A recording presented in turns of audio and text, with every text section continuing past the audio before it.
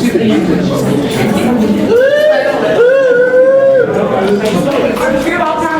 are not coding.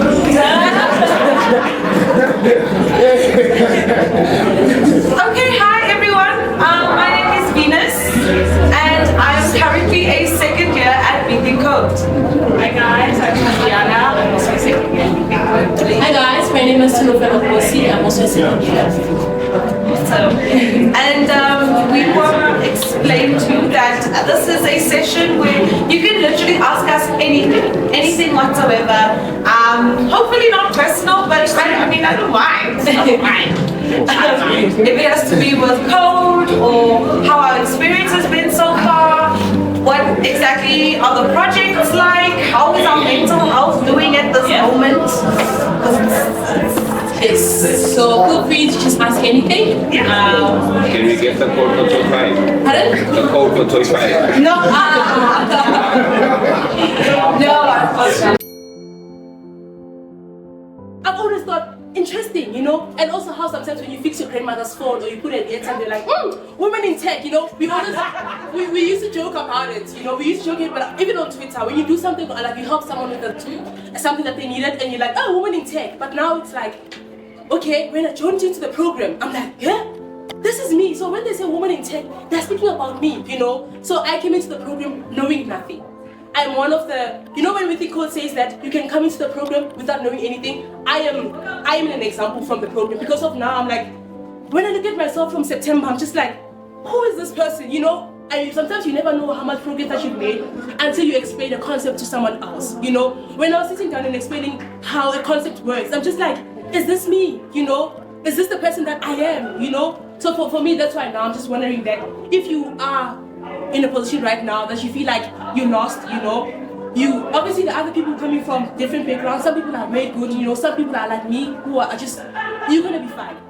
You're gonna be fine. Like if you told me this last year, September the 19th, I wasn't gonna believe you because I always felt like out of place, you know. For me it was uncomfortable. But where I am now, I can confidently speak about tech. I can confidently, because of how I've applied this myself and through the support that we had in the community and the school, we are able to learn.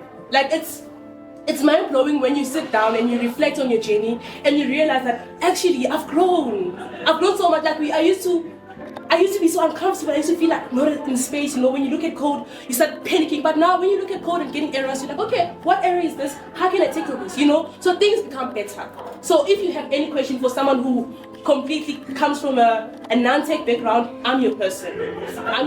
You can Slack me as well. My name is Tulofelo Kosi. You can Slack me if you feel like you just want to speak, even if it's not about code, maybe just how you feel, maybe it could be imposter syndrome or anything like that. I'm your person for that because I feel like I have a story to tell and I have a story to inspire someone else, especially coming from the dusty streets of Tembisa, knowing nothing about code. Even now with me, I'm the one pushing the word of Within Code because people don't even know about what is software engineering. Even our grandmothers, even now, don't even understand what is this tech thing. It's our duty right now as a youth to explain this to other people and to impart the knowledge that we are given in these institutions. This is one of the best institutions that you can ever encounter, you know. So if we have given the opportunity to be here, spread the word, you know, spread. And also congratulations guys for making it. It's not easy to be here, you know.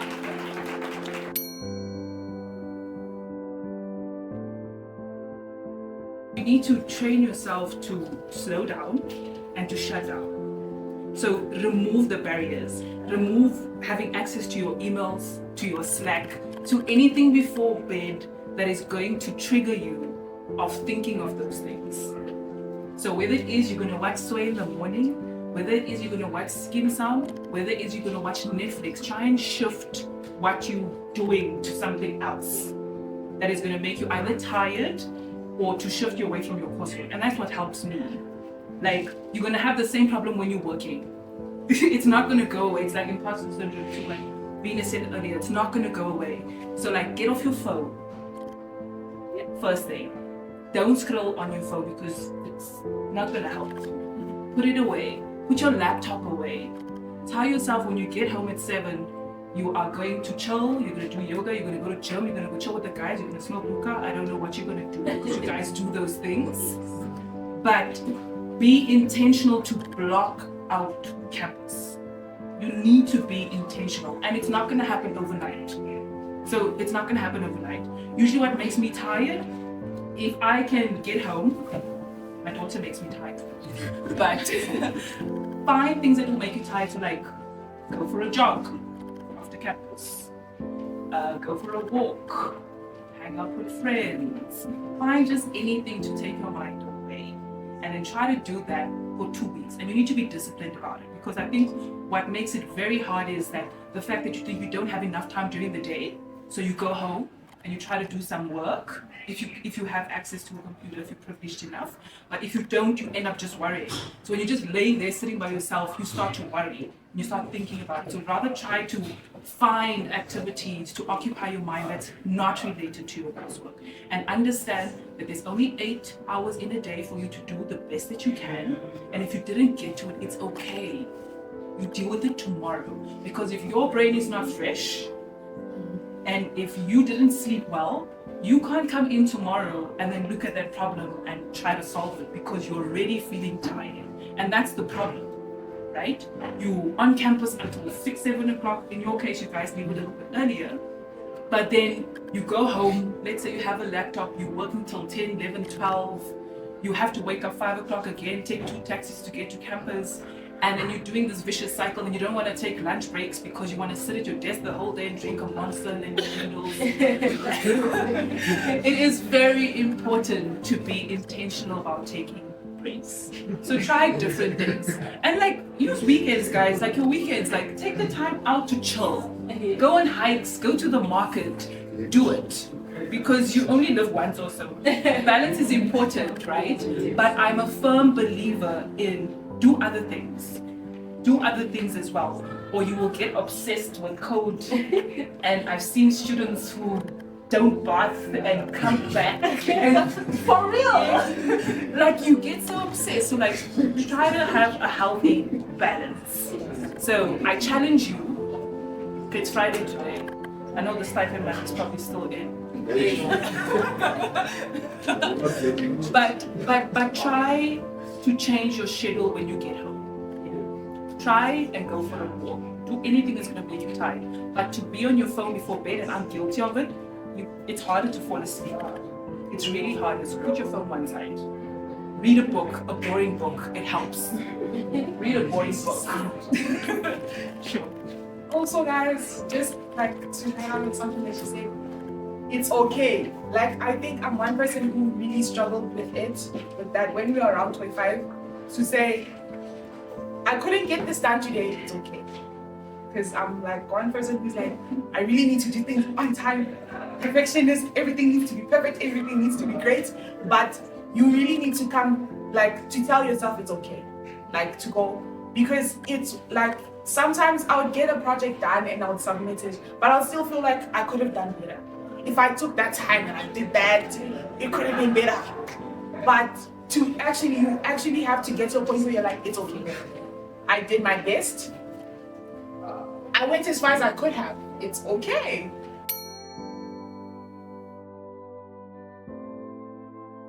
This is an industry that is constantly evolving. There's constantly going to be new technology, ChatGPT example. There's constantly going to be new AI. Better people around you. Your neighbor, your person next door to you might be saying, yeah, I finished my project, high five. It was so easy, oh my gosh.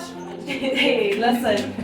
I think at this point, it's a good thing to start looking yourself in the mirror and not being afraid to say, okay, I feel this way, but it's fine. I'm gonna get there. Don't worry. I actually have the know-how. I have the communication skills, because trust me, the tech industry is not just about code. It's also about your people skills. It's also about how do you communicate your code? How do you understand the concept and explain it to somebody else? Some people are really, really good with code, but when it comes to actually, okay, so Keith, this is what I did. Draw a blank. You don't know how to speak. You don't know how to explain this thing. It's so important, guys, that you really give yourself that positive reinforcement. And as a female, guys, you have a right to be here. You take up space. I've never been in a space where I had to be so accountable for my time in my entire life. In uni, I had a schedule. In high school, I had a timetable. And like the bell rings and you go to the next thing, right? There is none of that here. There is no bell. So it is easy to quickly get into a 3-hour lunch. And I also I do that too.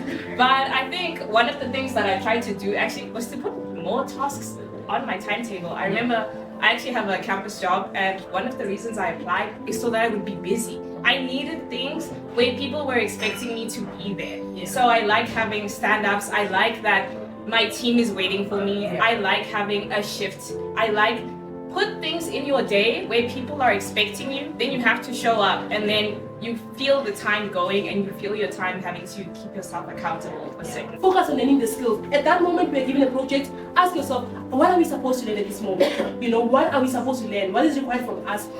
Instead of you just rushing to finish the code. And yeah, so I think planning is very important. Like, use your gates, use your backlogs, process the work, communicate with the team. You'll always make sure that you on top of the game in terms of you understanding the work that you're supposed to do. So yeah, planning, and more planning. Your my reports, very important. Your you know, move stuff on your backlogs. See in dev, in progress. If you're finishing a part or you're working it as a team, show the kids, push stuff, communicate. Hey guys, I'm pulling, I'm pushing. Have that community. You know, I didn't understand at first when I was in first year. I mean, last year, I didn't understand why Git was as important. You know, but now that I'm progressing to the program, I understand why it's important to actually use Git. You know, they've always emphasized it, and now I'm just proud to say also, use Git. The more you get used to it, the more you understand it, the more things will make sense. You know, where you avoid things like match conflicts, because you already communicated before that, you guys, creating branch and doing that. So I think working as a team is very important, but also learning, know what is needed from you for that specific project. That's the most important. And plan.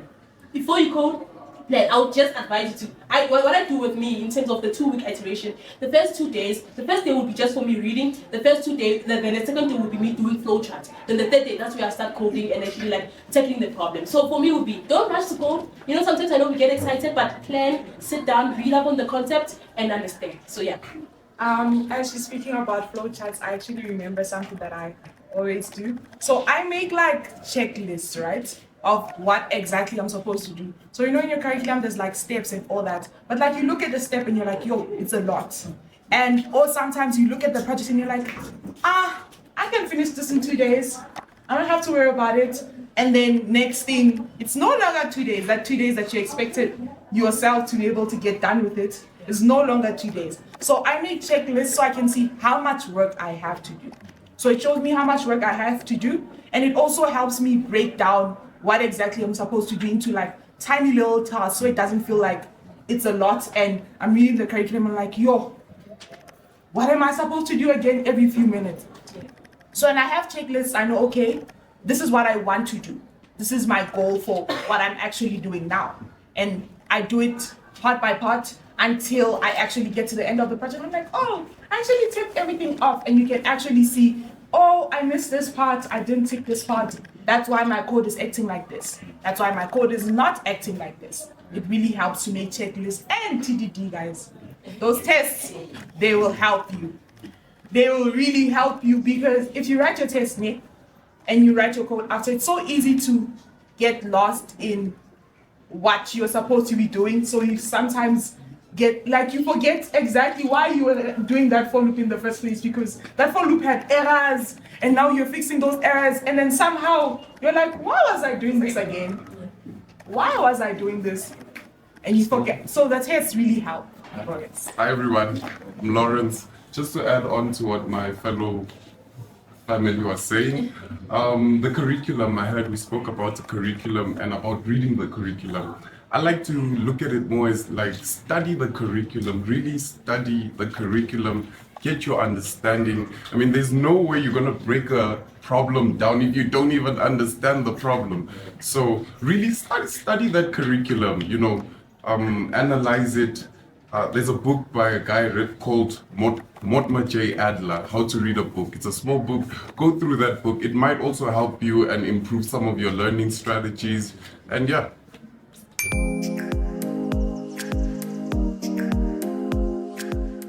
You guys know your teams. You don't know your teams as of yet.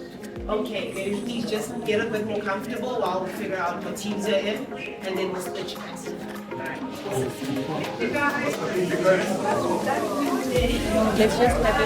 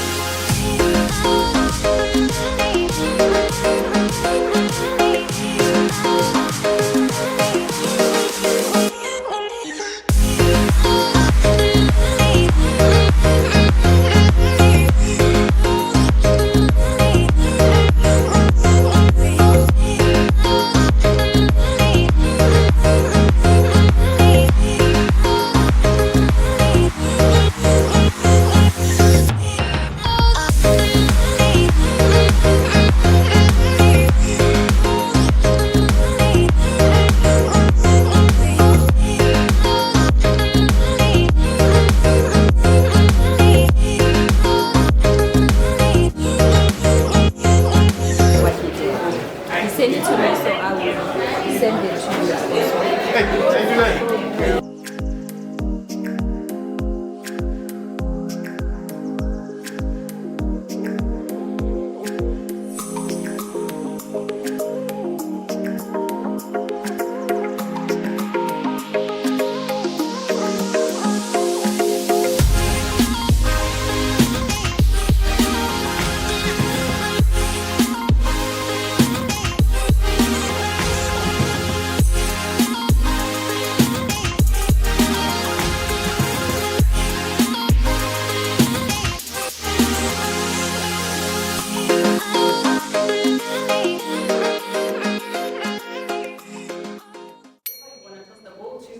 They hold it, and they will same thing, name, boring requirements about themselves. Then they trust to the next person while holding to the thing. Yes. Example. You want an example? You get it? Nice one. Then you eat lollipops in there.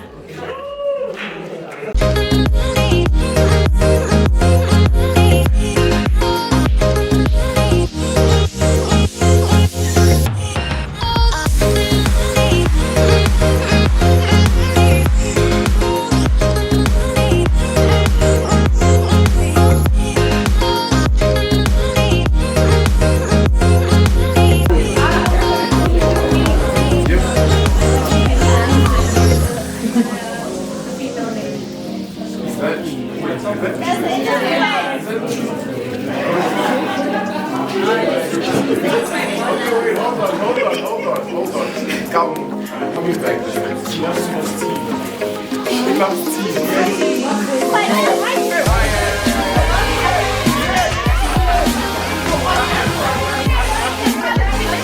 tea.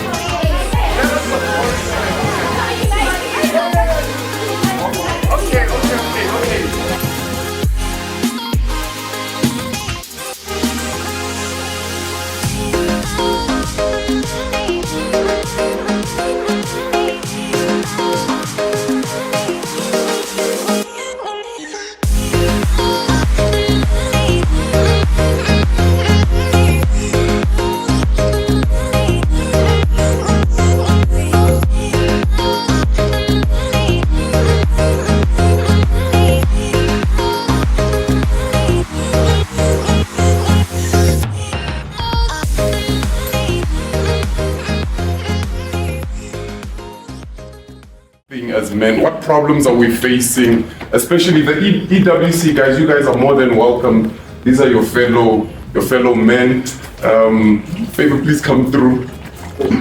Yes. Please come through. So yeah, that's the you know, the meat or the source of this conversation. We want everyone to really be engaged. We have a panel here. We have Sashlin, we have Given, we have Favor, some really skilled guys. You know, they're very skilled in the field. They are well informed with what's happening at We Think Code or how things should go. Ask them for recommendations or things like that. But other than that, we'll start off by tackling one of the biggest problems, you know, not only men, but everyone deals. But since we're here, we want to start talking about the imposter syndrome. My suggestion in this field, we always learn. So there's always that. So you always need to learn. Even when you feel like you don't belong, that means that you're not doing enough. You will find yourself competing with people who do this like on a daily basis. They do it at work, they do it at home for fun. They do it for fun. So you also have to put yourself in that level, and then sooner or later, yeah, that imposter syndrome will be gone. Yeah.